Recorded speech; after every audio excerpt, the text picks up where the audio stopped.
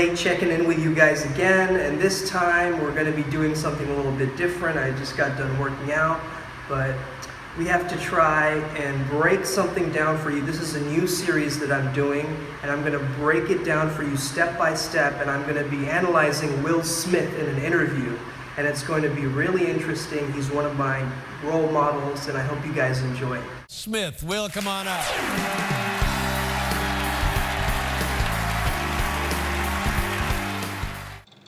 So we already noticed Will Smith pointing at the audience, assuming familiarity.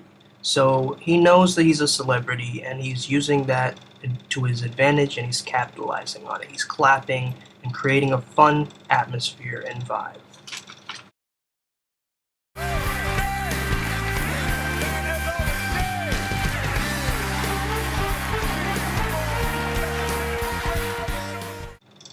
So there we notice that he handshakes Letterman, and now he's in his own reality and he starts rapping. Whether or not this was planned or unplanned, his personality comes across as spontaneous and musically inclined.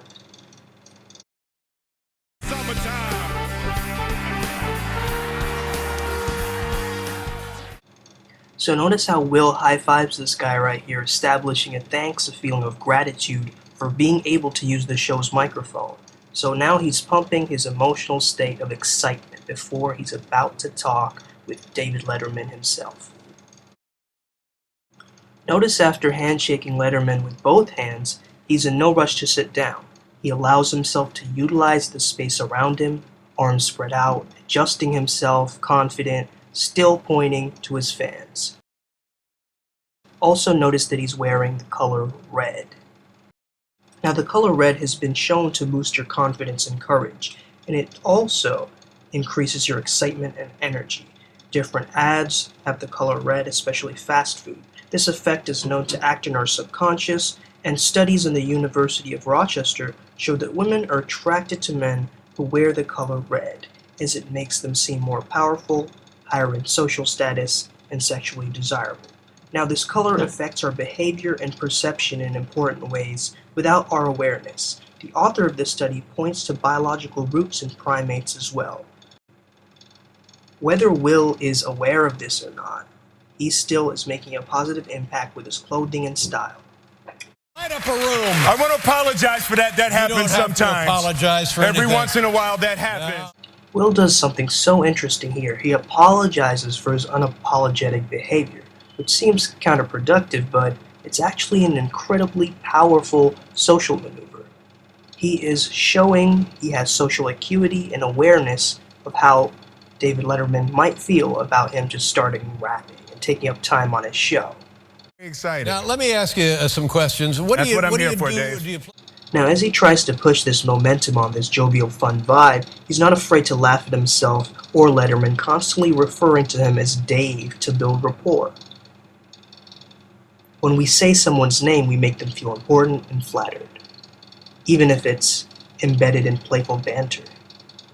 I could beat you, Dave. Yeah. American surfing, Dave. I know it's strange. Look it up. Now, hold on. Just because it's your show, Dave, you can't just make stuff up. Now, as he's giving Dave a challenge here on his own show, he's doing it in such a lighthearted manner that he has nothing to do but laugh and just submit to him and accept Will's reality. He pauses, he can't think of any reply or comeback, and so the only way of him to respond is a childlike and submissive kind of humor, where he takes a while to respond, mind you. He says, Yes, I can. But here. All right, well, can I open myself up to you in this environment? Can I feel safe Yes, with you are you? safe. Of course. Okay. Come on. All right, I can. All right. even though there's a hint of subtle racism with that fist bump there, Will is considering to show his weaknesses, his vulnerability. Also, this is live on camera, so this shows he has a lot of courage, and he keeps himself together. Watch how Will says this next line right here. I can't swim. Maintaining his posture, he does and says this line so confidently that it doesn't affect his self-esteem at all. There is no kind of nervous body language. I'm embarrassed about it, so I don't want you to just skate over to the next question. Now he seems to be cracking a lighthearted joke here, but he's actually establishing his dominance over Dave. He's doing this so nonchalantly that we're unable to pick this up, but really he's using sarcasm as a way to kind of have an upper hand on David Letterman. What a classy chap. But this is now, and I think the world of you. But listen to me. You can't say you think the world, but Like a guy, and I know your age roughly.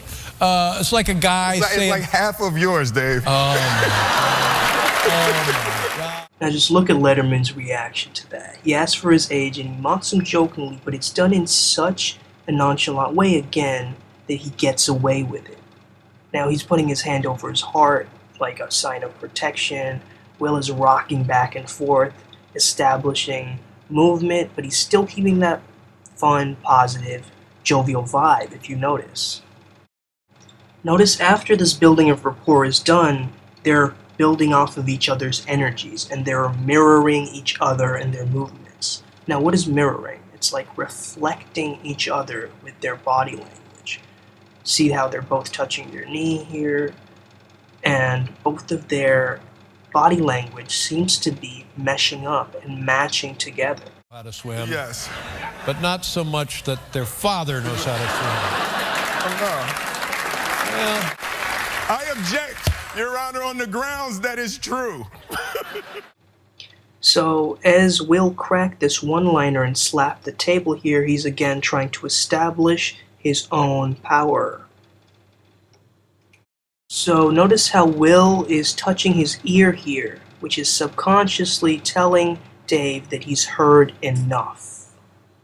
Not what it said, and he's Dave. going to live at the KOA. And you don't have to do your hands like, I'm looking. So he successfully made Letterman laugh, and they're cracking up here together. Notice how Will uses his hands as he communicates. This is so he could get his point and story across much easier. You have three children. Yes. Why you're writing it down? Mm-hmm. Yes, I have 3 children, Dave. Okay. I'm a Libra. So you have...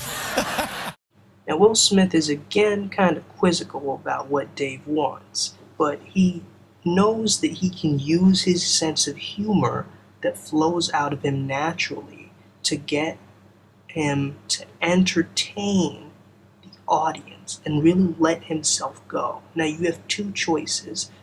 You could be like Will Smith and choose the path of letting yourself go, or you can be stifled and hold yourself back.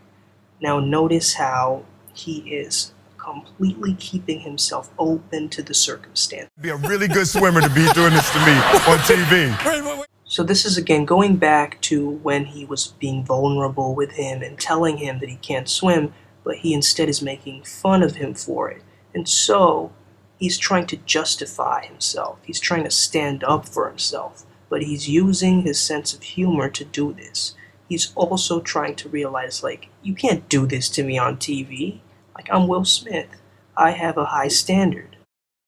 International shows, wow. And I'm very, very proud of him. He's working hard. He has a. So you should be very proud of her, Yes. and I know you are. I'm very proud, Dave. I'm very proud. So now that Will genuinely sees that he's been recognized for his attributes as a good father, he's kind of opening up now.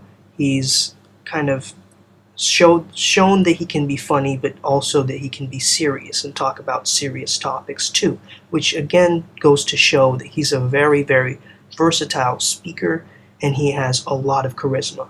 Now, Dave feels the need to compliment him regarding the kind of mockery that he's been placing on Will before, and so this really calls to attention that he's being recognized here. Okay.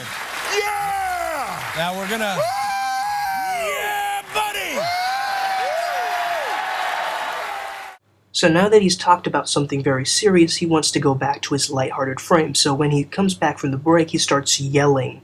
Even though it might sound a bit obnoxious, he gets David Letterman to join in with him.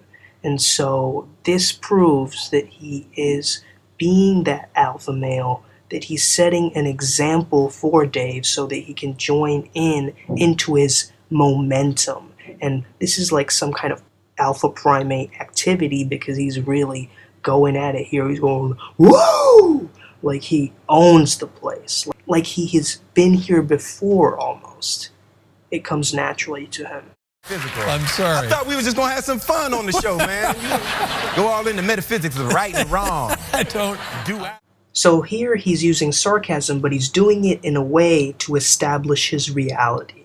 He's saying that my frame and the way I'm thinking is that I want this interview to be fun, lighthearted, and jovial, and that's how it's going to be. Yeah. So now it doubles. It doubles the empathy and the empathy. The peril. That's a good word. Empathy and peril in the same damn sentence, Dave. I'm worried on your behalf as a father. It's you and your son. Right. So it gives another level of empathy and peril, Dave. Now that's why you did it. That's why I did, because I knew the levels of empathy and peril would be exponential. Double.